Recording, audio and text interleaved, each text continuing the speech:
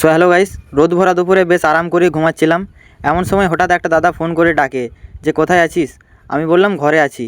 তো সে বললো নাকি যে যেখানে আছিস ওখান থেকে জলদি আয়, একটা জায়গা তো তোর জন্য একটা সারপ্রাইজ আছে। তো আমি বললাম গিয়ে দেখি কি আমার জন্য সারপ্রাইজ আছে। এমনকি বলে আসার সময় আমাদের জন্য খাবার জল নিয়ে আসবি। তারপর আর কি সাইকেলে করে এই যে দেখতে পাচ্ছ একটা জলের বোতল নিয়ে যাচ্ছি ওদের কাছে। তো গিয়ে দেখা যাক কি আমার জন্য সারপ্রাইজ আছে।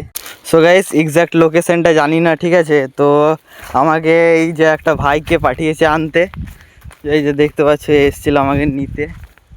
তো চলো এখন দেখা যাক কি আছে আমার জন্য সারপ্রাইজ। তারপর ওখানে গিয়ে দেখি এইসব কি, ও মাই গড, এত তাল ভাই সাপ। গাইস পুরো গাছ মনে হচ্ছে এরা পেড়ে নিয়েছে।